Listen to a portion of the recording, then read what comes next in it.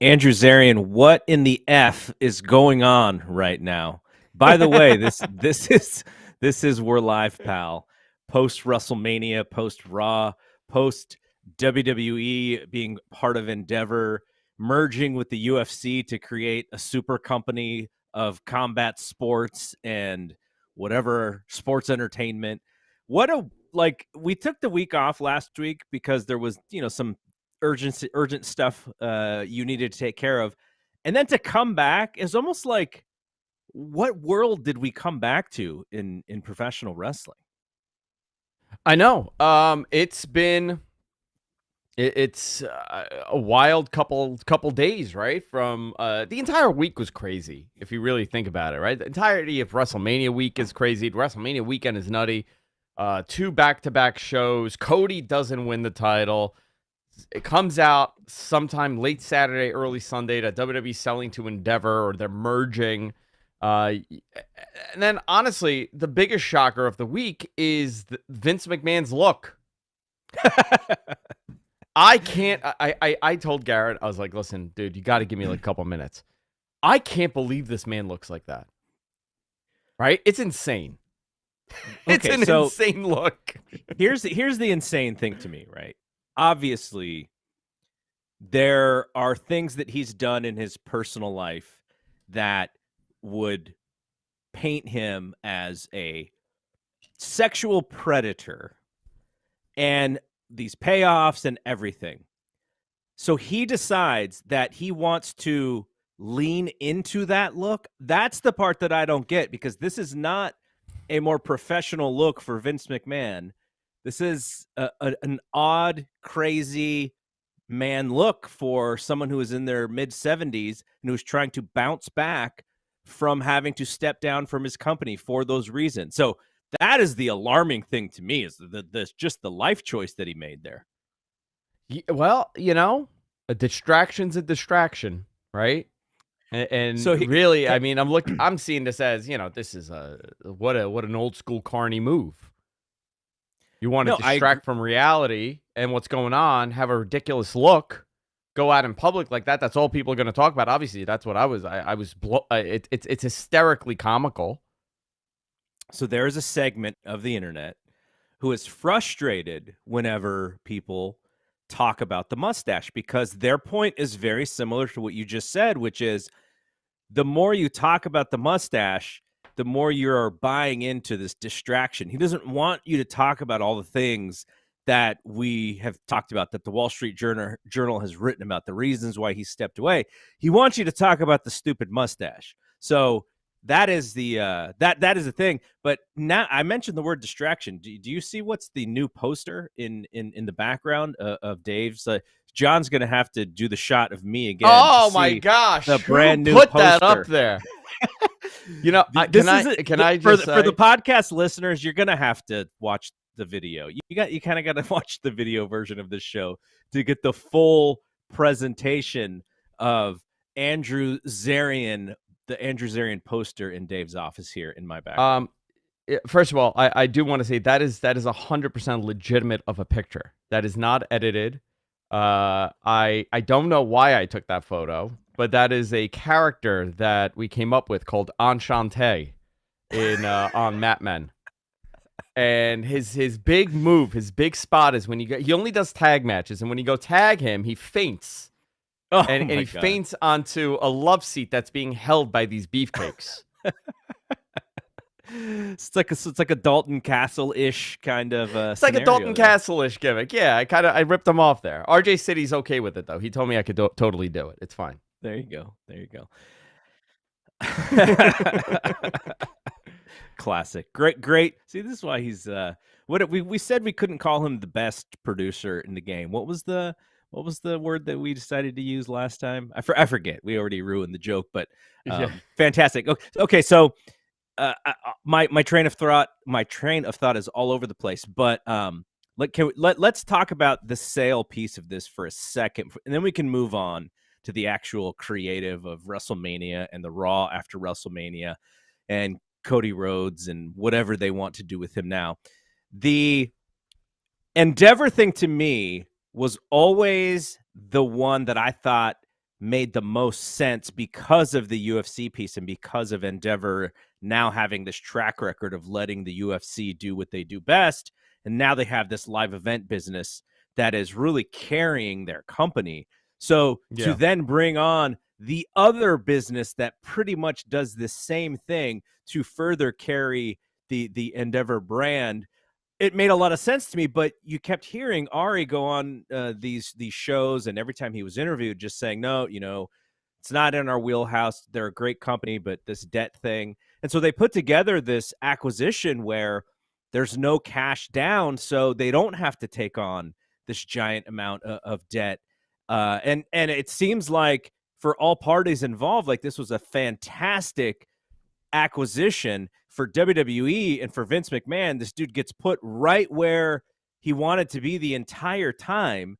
And, maybe for the fans, we'll have to wait and see about how that works with if Vince is truly back in creative and heading the whole thing, like supposedly he was last night.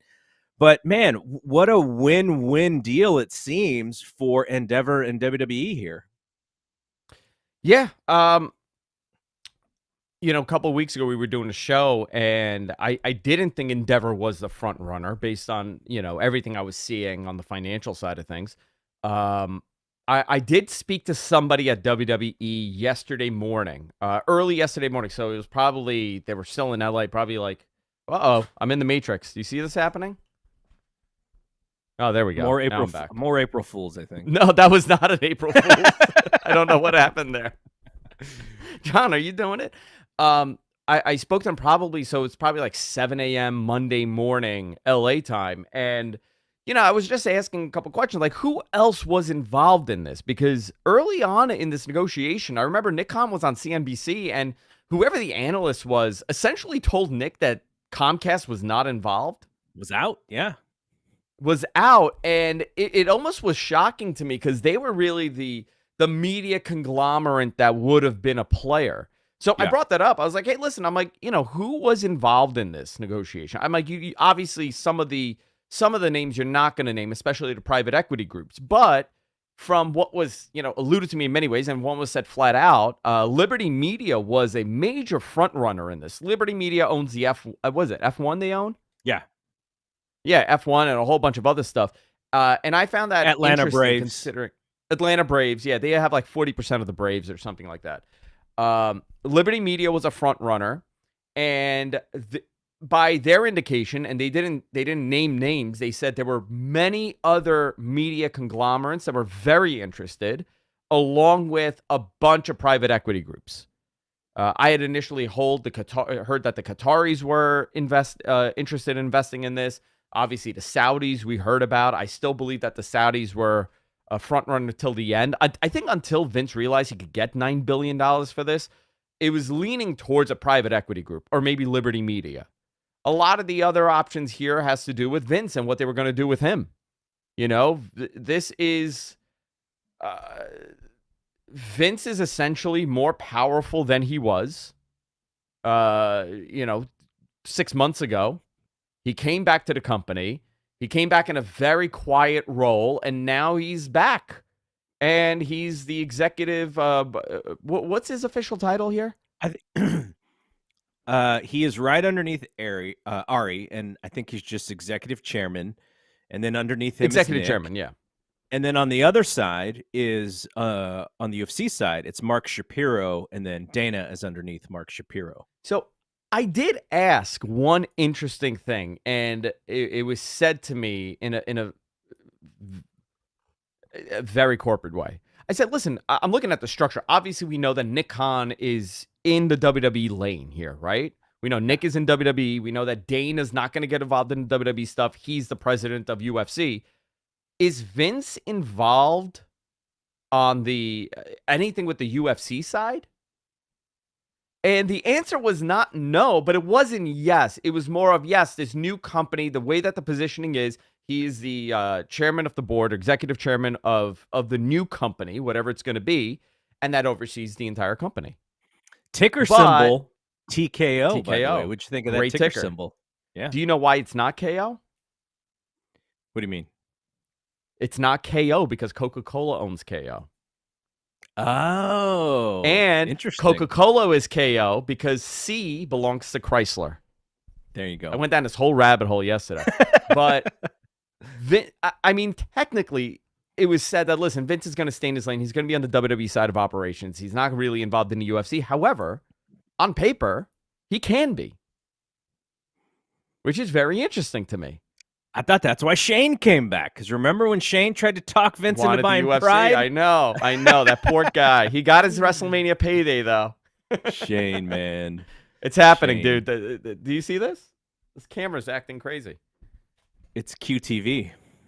QTV's happening. What do you think of this, Garrett? Like, honestly, do you? I think UFC's going to change more than WWE's going to change at this point. How so? This is my no. I have no indication that this is happening. This is only my personal opinion. The prideification of UFC, I see it happening. I see bigger, grander entrances. Yeah, I see it happening. I think that, Ari that could be a plus, though, right? Listen, to me, it's a plus. I was a big Pride fan. To a lot of UFC purists, especially Dana White, he didn't want that. He didn't want the spectacle. He wanted to be a big fight. But we're seeing what Showtime Boxing does or DAZN does with certain boxing fights. We see what Ryzen has done with their mixed martial arts or whatever, hybrid style that they're doing.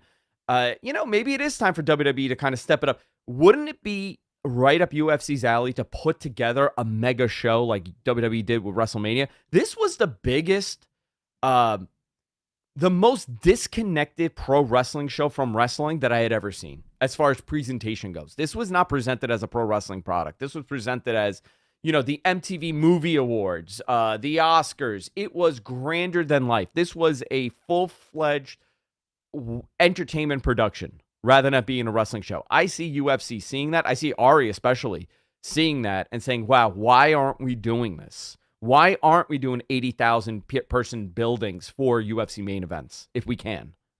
I think that's going to be the biggest change. Well, UFC 300 will be probably sometime around this time next year. And that would be a reason to do a giant presentation, kind of like you said.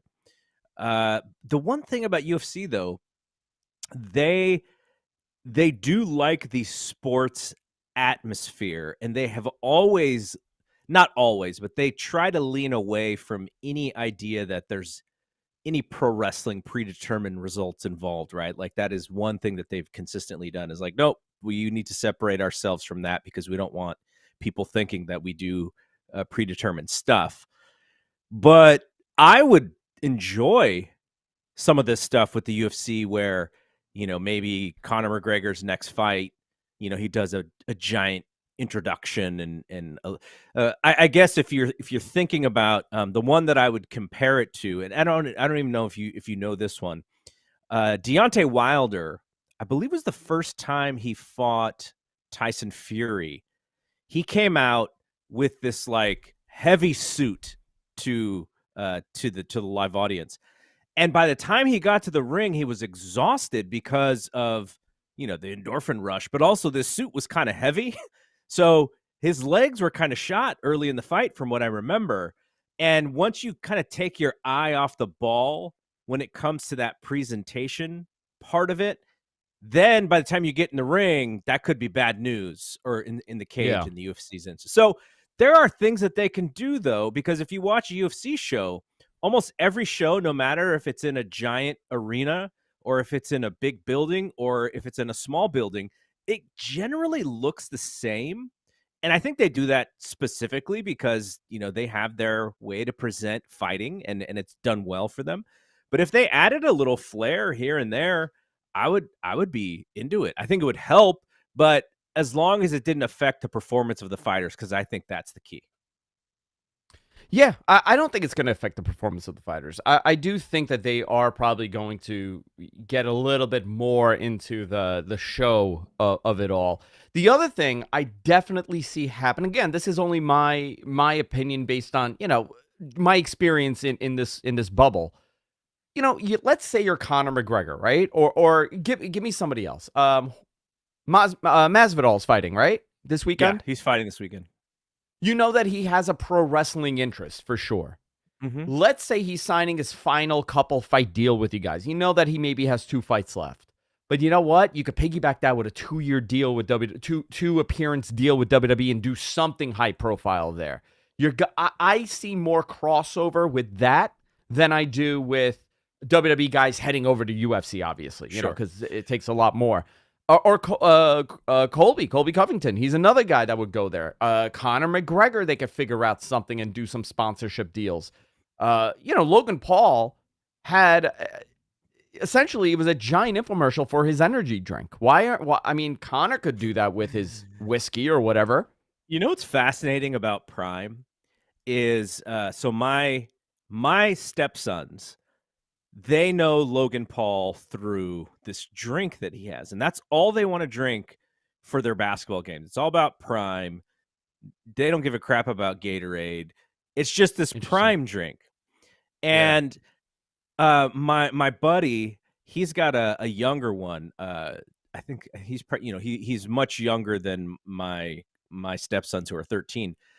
And when Logan Paul went into the ring against Seth Rollins at WrestleMania, his son said, "Oh, that's the Prime guy." He didn't know him as Logan Paul. He knew him as the sports Interesting. drink, which is fascinating to me because the branding, like Logan Paul, I'm sure a lot of people don't like him for his previous career as a YouTuber and a shitster, and maybe not so great of a human at points. But the guy is a marketing genius. Dude, To like brilliant. this Yeah. this drink, and now he's got like energy drinks and stuff that I see at the grocery stores now. Just crazy as far as what he has done to make himself a name. And then he goes out in the ring, and he didn't have the same match that he had with Roman last year, but still a really good match with Seth Rollins, I thought. If you wanted to really nitpick, like there were things that you could find in his work that you could nitpick, but ultimately he gave you what you were looking for in that match. So yeah, no, you're 100% right. Here's another thing that I would like to see more of. I would like to see crossover stars in the audience. Now, on the UFC side, you bring Conor McGregor in the front row, there better be something going on where he's Yeah. doing something. But on the flip side, if Roman Reigns or if Cody, they should be in the front row at these UFC fights too, because you're working for the Yeah. same company. The synergy should be there in ways that it's not currently right now, and until they just combine the two companies. Yeah. I agree with you. I think we're going to see a lot of that. Wow, this is crazy. It's possessed me at this point. I got to keep kicking this thing. I don't know what's going on here. There we go. You know who Sorry it is? about that. You know what it is? It's Bray. It's Bray Bray. Wyatt. He's here. Let me in. Let me in, dude. I see that happening for sure. I think we're the closest we've ever gotten to a Dana White and Vince McMahon match. This is it. This is when it happens. My goodness. My goodness. No, go ahead. Go ahead. Sorry. I'm going to try to fix this camera while you talk. Sorry.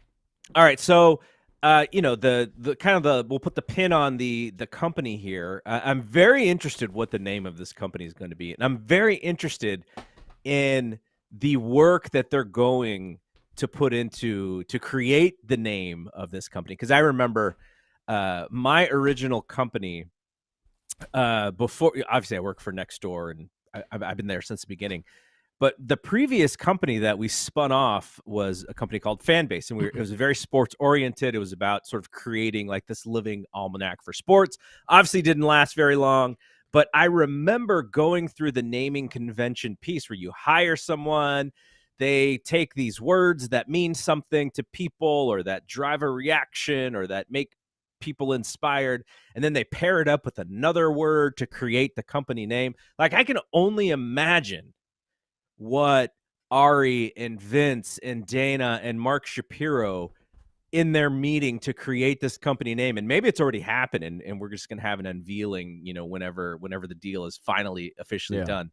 But, here, this word means warrior in whatever language, and this other word means trust and faith and honesty, and we're combining them together to create this this word that everyone is going to remember. I would love, more than anything, I would love to be in that room as they're trying to create the name of this company. I'm very curious. I'm very, very curious what they're gonna do moving forward. Listen, this is unprecedented. We don't know. We don't know how this is gonna work out. We don't know who's gonna benefit the most from this. Vince is back, I guess, fully as of last night. We saw that on TV.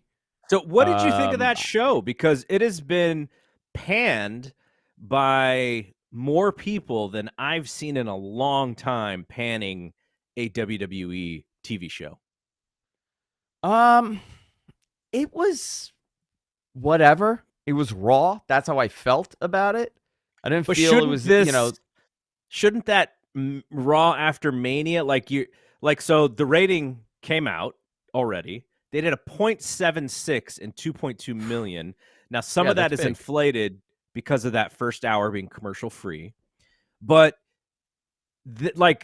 you just had Saturday, which Dave Meltzer's calling the greatest WrestleMania of all time.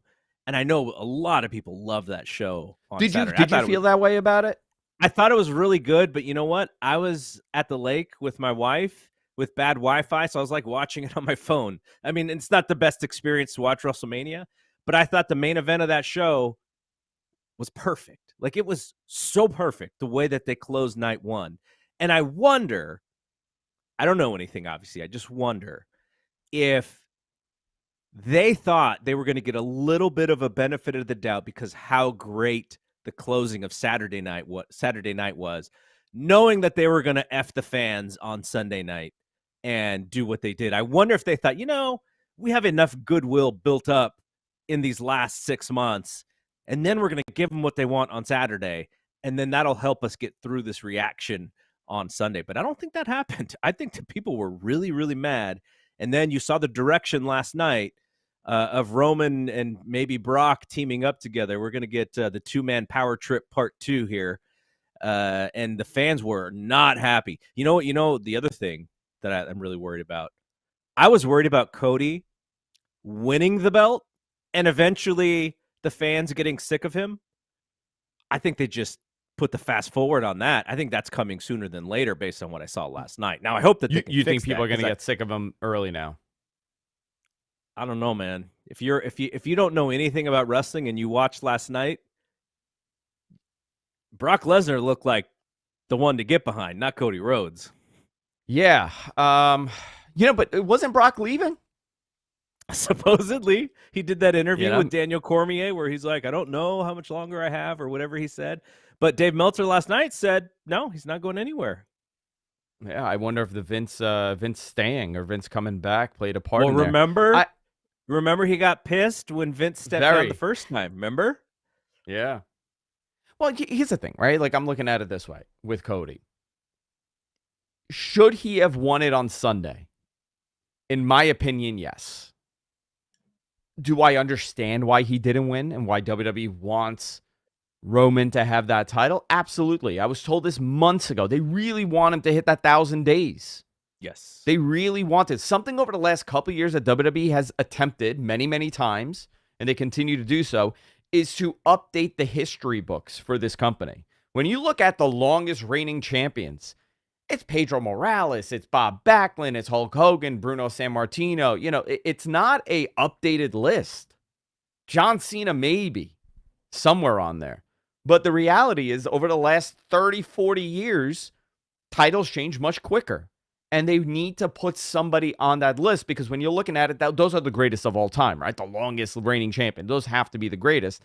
What does Bruno Sammartino mean in 2024, 2023? What does Pedro Morales mean? What does Hulk Hogan mean? Not as much as Roman Reigns. And this is part of the game. They're updating the history books, and sometimes they make decisions based on marketing and things like that. It's not for the wrestling. It's not for the fans. It's for their own history. I believe that's one of the factors here. The other thing is Cody was a replacement for Dwayne, right? I think Dave said that on Observer this morning. It was either going to be Dwayne or Cody, and they ended up with Cody. And Dwayne wasn't winning this title. So if the plan was if the plan originally was Dwayne and Roman was going to win, they stuck to the plan. I don't know how much this is hurting Cody. I know that the momentum changes when you lose like this, especially in a mega catastrophic loss like this. Will people be able to regain their trust into saying, okay, you know what, maybe at SummerSlam, will you get behind it? I don't know. We have a long way to go. My feeling on this, and I tweeted this out right when it happened. I said, Cody just got Lex Lugered. And what I meant by that was SummerSlam 1993, where they did this whole marketing campaign behind Lex, and then Vince changed his mind and had Lex win by countout, didn't win the title, celebrated like a goofball. That part isn't exactly like it, but my thought was, you set Cody up, and Cody is maybe doing the most vulnerable promos that I have seen a babyface do in WWE before. There was an element of, an AEW like not rehearsed kind of promo, and he's kind of shooting from the hip. Now, I don't believe that's what it was. He's a very polished performer, but those promos were very vulnerable. He was really opening his heart up, right, to this audience, to his dad's trying to tie his dad into things. And so when it comes down to it and he loses, now you can't go backwards. You can only go forward. And for the fans to be like, do I decide to stay with this guy or not? Now they're going to have to make that decision, because I think if he wins that title, and I get the 1,000 days thing. It's been brought up. I know my buddy Paul Fontaine, who predicted the Roman win, he flat out said he believes it's because of the 1,000 days. He thinks that that's what they want more importantly than having a strong babyface. Like, they want that to sell the T-shirts for the marketing. Like you said, for Roman to be known as the greatest champion of all time. And I completely understand that stuff. It's just, you build. I maybe would have done the build to Cody a little differently if I knew that he was losing. But at the end of the day, they wanted to build up to this giant two night show. They did the greatest job. I think this was a WWE marketing masterpiece. The best thing I feel that they've ever done when it comes to putting on shows, building shows, creating interest, getting the websites to tweet about them, getting the websites to cover them. You saw ESPN do a lot of coverage on them. That ESPN stuff was showing up in my phone like the entire day. So job well done. And I just hope that they have some good ideas from here on out to move this thing through what could often be the doldrums of the spring and summer for them. Last year wasn't really like they did a pretty good job of getting through that last year. So my hope is that they have really good ideas coming out of this. But I do think that they lost some faith from a fan base that was probably gone and then came back when they heard about all the good stuff, and then came back to not only Sunday night, but also Monday. And then they went, wow, same old shit. Like, somebody reached out to me, and their comment was like, they've been doing this for 20 years. Like, why is anybody surprised? And like, you could definitely look at it that way for sure. Yeah. Listen, I know more people were disappointed in Cody losing than more people were happy that Roman won. And that says a lot about the entirety of the situation. I don't think in the short term it's going to hurt them in any way, but they may have the plan, and that's what Triple H said. He has a plan, right? He said this is just a chapter. It's just another chapter in this story that they're doing. Roman and Paul Heyman said, I don't know if you watched any of that presser. I watched some of it. It was pretty interesting to me. The way the people who friend of the show, John Alba, asked the question that everyone wanted to know, right? If you're watching the show, why does Cody lose here? But Roman and Paul Heyman said they were in the third inning, which is a baseball reference, meaning they're still very early in the storyline for the bloodline. So that kind of perked my ears up a bit. And so, I would imagine, based off of Monday's TV, The Usos, they're going to have a decision to make. Jay, especially if you saw the look on Jay's face last night when Paul Heyman sent him to the jet. There's something there.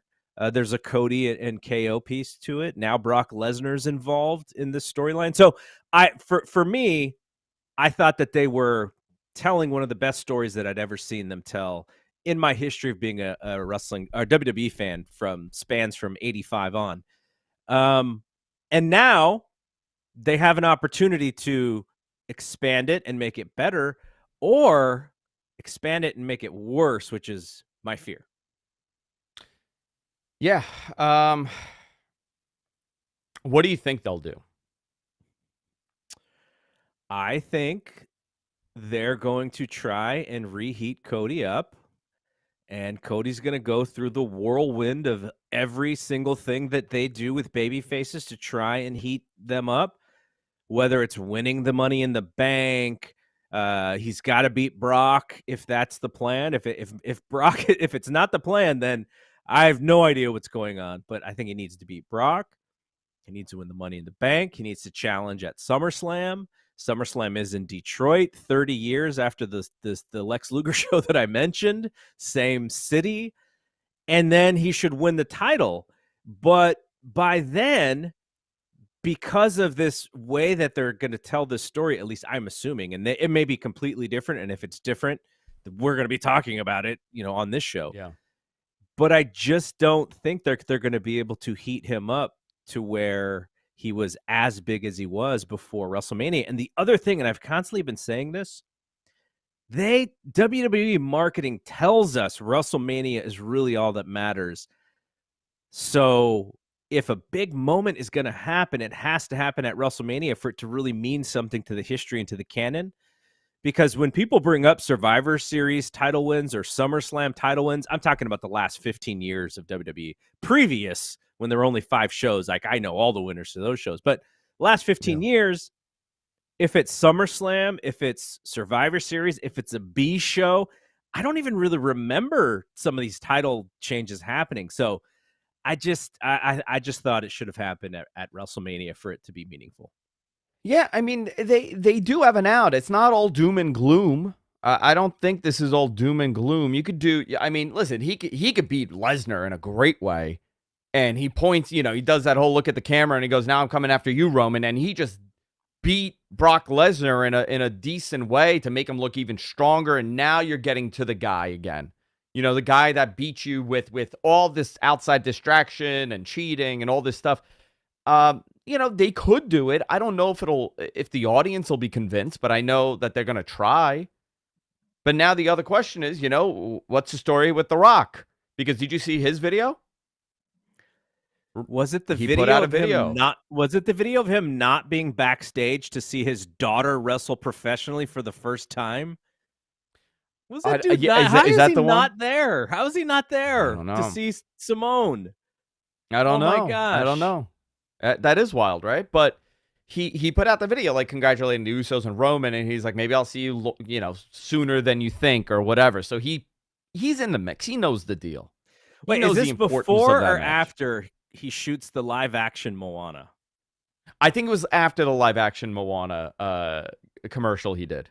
I think it was after because that's always the thing, right? Is it just depends on how busy he is.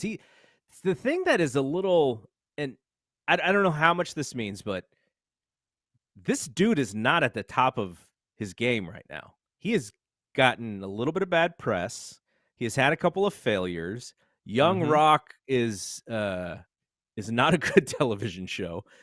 And so he's got to rebuild the Hollywood piece. And this is why some people thought he would actually do WrestleMania, because it would give him weekly opportunity to just get cheered by so many fans, and then he could utilize that.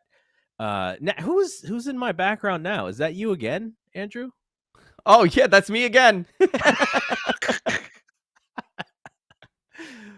Our producer's just working overtime here. He's working overtime today. He's trying to pop us, and he's creating Easter eggs for the people watching. But yeah, like so, Rock, is he going to utilize? By the way, that guy in that photo behind you has an 0-203 record in Tijuana. Wow. He's one of the catastrophically the biggest losers in all of wrestling. That guy behind you right there. It's not a good record in It's a any terrible way. record. I don't know why he keeps doing it.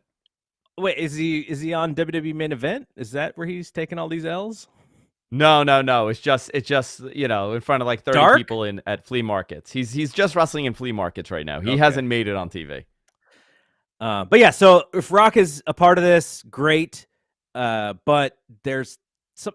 I feel like he's probably too busy to deal with this stuff because he's got to rebuild some stuff in Hollywood. But who knows? Maybe it's part of the marketing plan to get Rock back in the good graces. Not that he's like in bad graces in any way. He just has not had the hits that he usually has. And I think the Black Adam thing probably created a little bit of a bad taste for folks. But yeah, we'll see what he does. I don't want to rely on that as a part of like my thinking when it comes to the storyline overall. But if they could make it a part of it, great. I imagine Jey Uso and Roman is going to be a part of this and somehow again. So they have lots of things that they can do. It's just not to the benefit of someone who could have come out of this show as, one of the giant baby faces of our wrestling lifetime right now. Yeah, we'll see. I'm being a little reserved here. I'm going to give them the opportunity to let this play out a little bit, because if it plays out and you have this great redemption arc and Cody wins and he finally does it, and it's not a dusty finish and he wins in his nice great way, yeah, that's awesome. Maybe it'll work. But if you wanted a guarantee that it was going to work for that moment, it would have been on Sunday. That would have been the guarantee that this guy becomes solidified as a major world champion in their eyes. But maybe they know better than I do. I'm not a booker. I'm not a professional wrestler, even though I pretend to be one on the internet apparently sometimes. Well, there's lots of stories, rumors, etc., coming out of this WrestleMania. There's a story about Jay White that was out there today about maybe he and WWE not necessarily being in the mix anymore. There's a story about Charlotte stepping down and stepping away, and that could be something that Dave Meltzer mentioned over the weekend of her, thinking about getting into bodybuilding or wanting to do a contest because she was leaner than lean, ripped. Yeah. Oh my God, she looked incredible for the look that she was trying to have. That bodybuilder look looks amazing. And there's lots of other things that are probably going to happen. We always have this post WrestleMania thing where layoffs happen. Not that I want that to happen, so I kind of hope the that draft it doesn't. The draft is soon. Are they going to do it? I don't have the date, but it's happening. I know it's happening, but I don't have the date for it. But it's happening like sooner than later. I don't know when they'll announce it, but it's supposed to happen after Mania. And I know that there's been some conversation, as to when this is happening and how they're getting ready for it. Bayley's another one. There was the Bayley situation last night, right? There was the Bayley situation, which, that story is kind of taking a life of its own out there on the internet. Well, who knows what's really going on, but yeah, like stuff like that and this is the stuff that we really haven't dealt with as fandom, as fan base, what's happening in WWE, because they were pretty stable leading up, and all of a sudden they're not as stable. You hear these whispers of stuff going on. So yeah, it's just going to be, in a selfish way, great for us, right? Because we just have constant things to talk about. It's the business that never doesn't have news, and we're just going to continually talk about it. So yeah, it's great for us, but probably not the greatest for talent at this point. I mean, I guess the pendulum may swing in AEW's favor now with optics, right? This was the moment they needed. You think? I mean, listen, a lot of this stuff is buzzing and internet chatter, and right now Vince coming back is not helping WWE. Cody not winning is not helping, and a lot of the people that are going to complain about Vince being back within the company, that's not good optics either. And who gains from that? AEW does. AEW, nice little pivot there. They have Tony Khan has an announcement coming up. Yeah, they're down the block from me tomorrow. Actually, they're like 5 minutes away from me at UBS Arena. And Tony has a big announcement. Wait, are you going to the show? I'm not. I have a funeral. That's right. why I You told wasn't me here. that. Yes, last week I had to cancel. Somebody passed away, very close family friend. So we had to. They're having a funeral tomorrow, so I'm not going. So I don't know. What do you think about this announcement? Because there are things that are out there.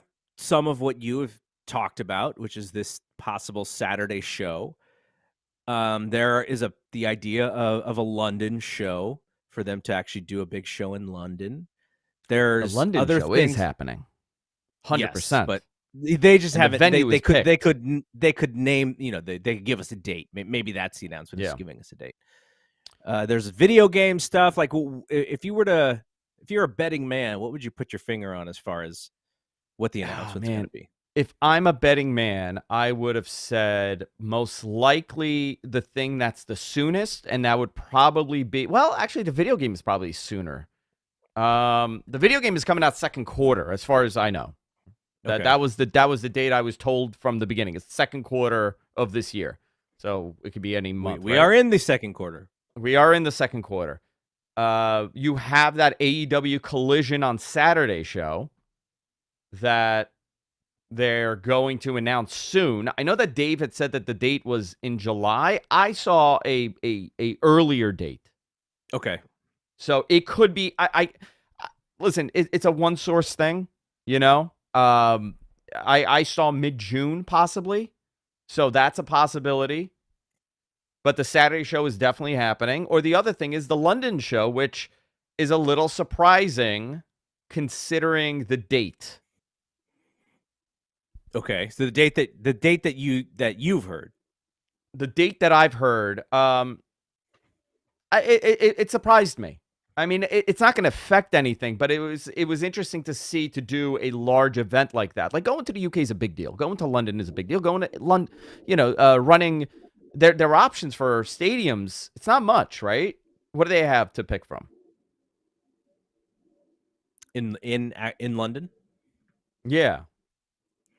What is it? The OVO Arena, right? OVO Arena, which is in Wembley. That's one. O2 is another one, which I don't think they're going to run the O2. It's a 12,000 person. It's a second. I think OVO is the second largest build arena in London. It's the second largest indoor arena. I mean, that's a possibility. Maybe O2 is a possibility. I don't know. But the date that I saw was surprising to me. Interesting. It's just a lot of moving parts for it to be when it is. Okay. Can this be any way CM Punk related? No, I will say it's not. That's my. It could be. I wasn't told that it's not, but I'm assuming it's. Listen, would it be? If it is, it's great. I think that's great news for them. I know some people are not going to like that, but I think it's great news. Even after his hissy fit on Instagram. Yeah, I think so. Listen, I've said that we've spoken about this so much. If they could make it work, why would they not? Forget about what the internet says. Forget about what they've done. If all the parties come and they're like, listen, our goal is to make this company the best that it is. We'll put aside all our nonsense, which they should. These are grown millionaires, all of them. Like you want to talk about like the fight and all that stuff. These are all very wealthy people that are professionals that have done this for many, many years. They understand the importance of having this promotion survive in the history of professional wrestling for the business. It's very important. So when you have something like this happen, it's very unfortunate, but he is that one guy that will draw them 1 million people a week. And we're seeing it happen. Until when, though? Because that's my question. Until when? Because as we've seen, I mean, he was drawn till the end. He never did not draw, right? But at what point is he going to take a giant dump on the company again to where they put themselves in a position of, you know, other talent getting suspended because of scenarios, Yeah. having to explain themselves out of things, um, having possible scrums go out of control again. Like that's the thing. I get if you know if you get CM Punk on his best behavior in his best business savvy mind of wanting to do business, and that's it. It's an absolute slam dunk. But there's this giant variable about what he really thinks about his company or this company and the people who he could possibly do business with and that locker room and his boss that, you know, does he are you get I just don't know if you're getting that version of CM Punk before things go awry again. Well, That's listen, my if you're that would CM be my Punk, fear. if you're CM Punk, and you know, I would be thinking, and I'm saying my opinion, I have no idea what he's thinking, but I would be thinking, man, the way I left WWE really sucked. It wasn't on my terms. This is now I envision my career to end. The way that I left AEW is not how I envisioned. He has the wrestling itch. Where is he going to go? He's not going to Impact. They can't afford him. He's not going to work for free. He's not, I mean, how much can he do in New Japan? He can maybe have a couple matches there, but it's not a consistently booked thing. He can maybe have a couple matches and end his career like that.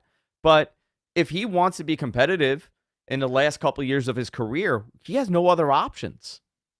There aren't, and not because nobody wants him, just because there's no place to go. So it's either Vince or Tony who's going to be more understanding and who's going to maybe give him what he wants. If he wants to work only a couple dates a year, maybe they could work that out. I'm always the believer of if you can make it work and it makes sense for business, you have to do it. Put all your feelings aside and just get the job done. I work with people I can't stand daily. Suncast dislikes me tremendously, and he's producing this show. He does. He very much does. I agree with Very that. much. Yeah. Okay. Is it an itch to wrestle or is it an itch to be in control and manipulate and call the shots? That is what I'm not sure.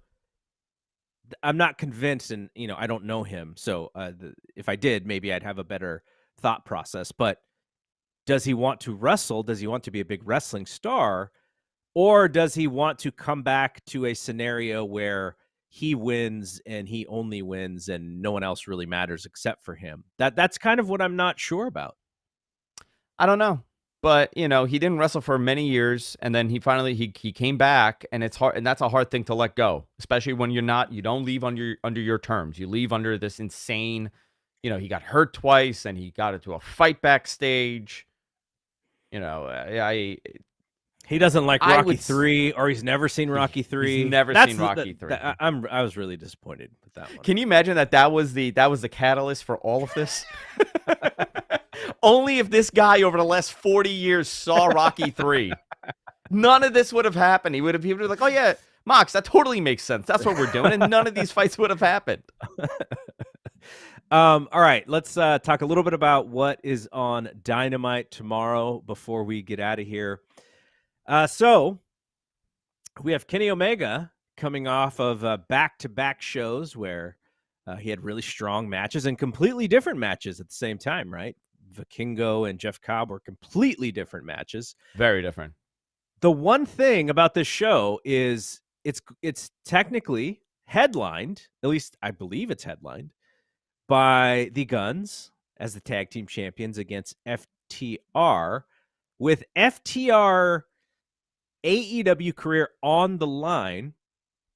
And yet on last week's Dynamite, we didn't even hear from FTR. I thought the build for what should be a pretty big match on Dynamite, the build was pretty lacking to me. So I don't know how big this match could be, but what do you think? What do you think happens here with FTR and the Guns? I would put the title on FTR for sure. I think it was cool for the Guns to have it, but you know, you're ramping up your TV. You're ramping up your viewership is not where it should be. That show should not be sitting at 800,000. You should be in the 900s to a million mark. You know, The Guns are cool. It's a cool act. I like it. Are they world champions? I'm tuning in to watch every one of their matches every week on Dynamite. No, it's not. It's not there yet. So if I would put the titles back on FTR unless they're leaving, and then you don't. Right. I would too. You know? I mean, they're definitely, if they're not the best tag team, they're one of the top 2 or 3, and you like to see the best team be up there, and I want to see them wrestle. I love watching them wrestle. But we'll see. I think I would guess that they're staying too, but I'm not sure myself. All right, the next some of the other things that are on this show: House of Black defending their trios championships against Best Friends and Orange Cassidy. Jamie Hayter against Riho, which should be a pretty fun match. Riho, great baby face, but Jamie Hayter's a baby face at this point too, kind of. And then MJF Day celebration. Did you see the little video of MJF getting celebrated? Yeah, he the one in Long Island. Yeah, In Oyster Bay, Long Island. I had a business right over there many years ago. Blackpool Combat Club promo. Are we going to hear from Bryan Danielson about why he turned on poor Kenny Omega? That's an interesting. I want to see that match. That's something I definitely want to see again. They had a banger. I saw that live at Grand Slam, and I have to tell you, dude, one of the few times, right? I mean, obviously, All Out was my favorite show I've ever been to. Grand Slam was cool, fun, great, loved it. But All Out, the one that we were all at, 2 years ago, was the best wrestling show I've ever been to, best pay-per-view I've ever been to. Everything was great. But that match, I sat there, dude, every one of us, we were quiet, and we were just so into this match. So I want to see them wrestle again. Again, I say it all the time. Danielson is my favorite wrestler. I think it's my favorite Dynamite match that they've ever done. That match? Yeah. By far. Very cool match. So, I mean, listen, nobody won. It was a draw. So you have a chance here to talk about who's the better winner. I can see Danielson winning. And that kind of ties into the story that this guy can't win title matches, but he'll win everything else. This has been his story since WWE, since he left. Yeah. He can't cut it in the big matches. Great story, great long-term storytelling. I'm into it. All right, we also have the Acclaimed deciding whether or not they're going to join the Jericho Appreciation Society. I didn't like the pitch, Someone needs to work with 2.0, and they need to set them down and go, here's how you pitch other people, because your business plan and your marketing plan and the pitch and the reason for these guys to come to your Jericho Appreciation Society is really bad. So I don't sense that they're going to join. We have Sammy Guevara versus Commander in what is going to be an absolutely insane match. And then we have the last couple ones, Juice Robinson against Ricky Starks, and then Hook against Ethan Page. And, of course, we mentioned Tony Khan's announcement. All right, we got like 2 minutes left. Did you watch the AEW All Access show? I have not. Okay. I have not watched it yet. I've seen clips. I have not watched in its entirety. It is completely fine. There are even some nice little segments where I think Britt Baker is going to come out of this a much bigger star. She's fantastic in it. But my main critique is, you call it All Access, right? What is the most all accessy thing that has ever happened in the history of AEW? I don't know. Muffin Gate, that could be one. For them to not even mention that situation, not even in passing, is ridiculous. Look, absolutely. They got to commit to the work. They got to commit to the angle, right? They got to commit. It's all the whole thing to work for Punk's injury. This whole thing, and then Tony's going to come out and say, "We got you." I don't. You know what? It says something, right? Why aren't they talking about it? It says something, regardless of what it is. I don't know, but they're not even talking about it. Doesn't exist. It never happened. You rarely feel this way while watching AEW, and this is a credit to Tony Khan and his vision. But you rarely feel like, as a wrestling fan who watches a lot of wrestling, as someone who has followed the history of wrestling, is smart about the business, you don't often feel insulted with AEW product, and I really appreciate that. And I really would you feel I insulted if this whole thing is one of the most elaborate, works in the business? I mean, I don't know. I guess, but would you my be turned point off? is nah, it's wrestling. The thing that we would always say is, it's wrestling. But presenting All Access and not talking about the CM Punk thing, I thought was a little bit of an insult to my intelligence as a wrestling fan. And I don't think a lot of people felt that way, but this was the only, if you're going to have this show, this is how you start it. This is your storyline for the entire show. And, maybe they didn't really have the cameras there around this time to start it, but that footage is everywhere, right? Like, everybody has that footage. It's out there. So you could have done something with it, and they decided not to, which I was pretty frustrated with. They didn't need to tell me the whole story. I know the story. They just didn't need to hide from it, is my point. Yeah. I agree with you. I get it. All right. Well, we will be back next week, and we're not going to have shows where we don't have anything to talk about. I can tell you that. I did want to say we have a very busy while. I did want to say that you are scheduled. We're trying to make this work. I'm starting a new podcast in my in the Fight Game Media Network free feed, where we have one podcast for every day of the week.